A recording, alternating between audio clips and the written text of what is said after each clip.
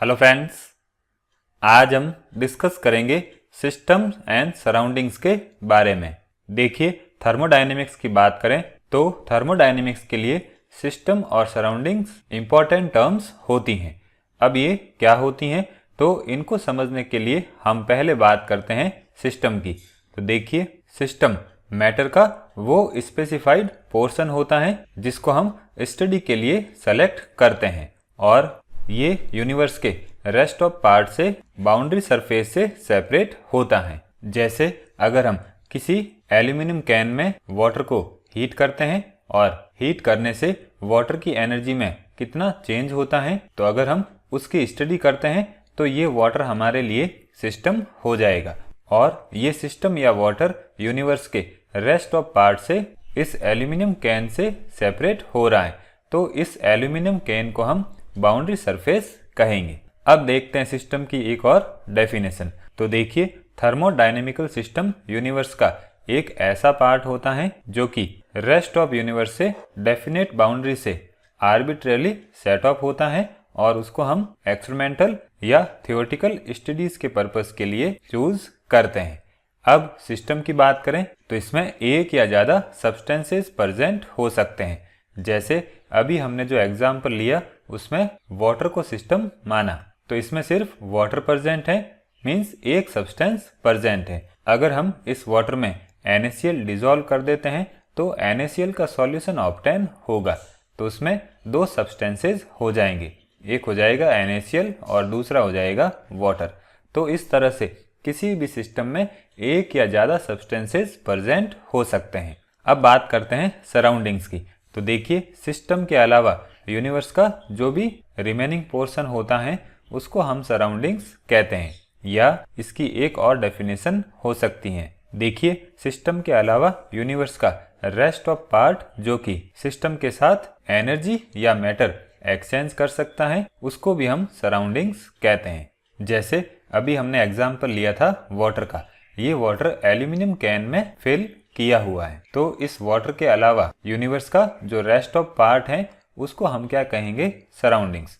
अब सराउंडिंग्स की बात करें तो ये एक रेस्ट्रिक्टेड रीजन होता है जो कि सिस्टम की विसिनिटी के अंडर होता है। अब इस एल्यूमिनियम कैन में जो वाटर है उसको सराउंडिंग से सेपरेट करने का काम यहाँ पर एल्यूमिनियम कैन कर रहा है, तो इस एल्यूमिनियम कैन को हम बाउंड्री कहेंगे। अब इसकी डेफिनेशन क्या होगी, तो देखिए, एक ऐसा स्पेस जो कि सिस्टम को सराउंडिंग से सेपरेट करता है उसको हम बाउंड्री कहते हैं।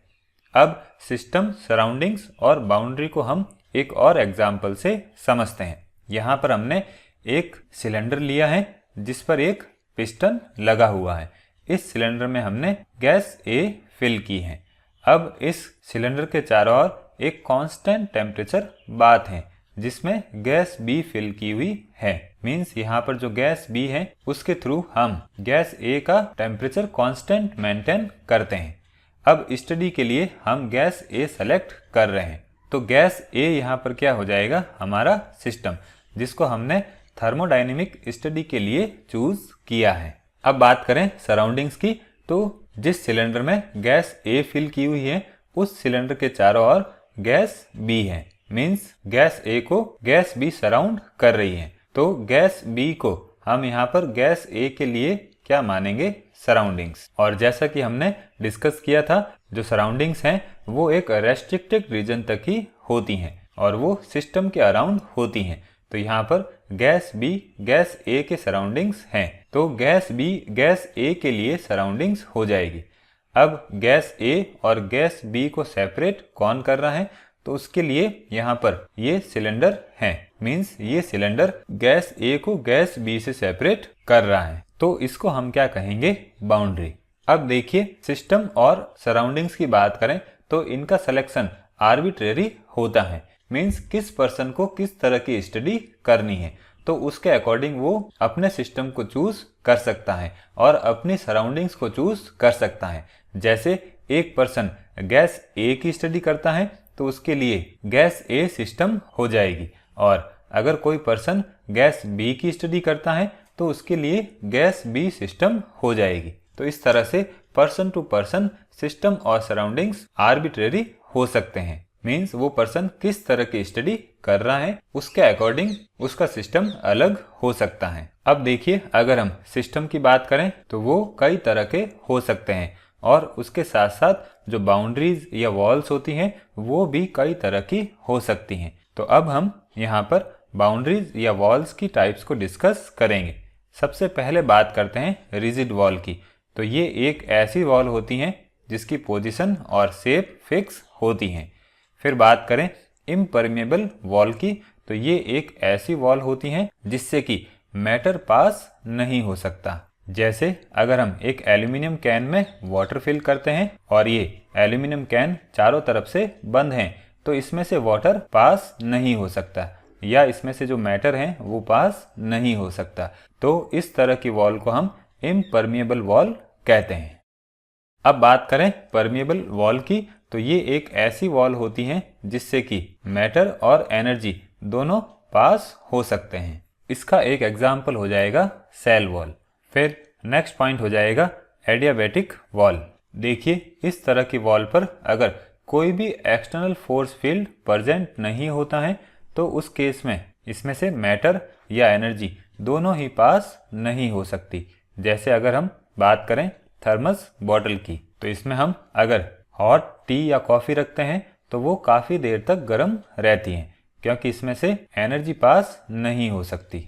फिर बात करते हैं डाइथर्मल या डाइथर्मिक वॉल की। तो देखिए, इस तरह की वॉल में मैटर पास नहीं हो सकता लेकिन एनर्जी पास हो सकती है। इसका एग्जाम्पल हो जाएगा एल्यूमिनियम कैन।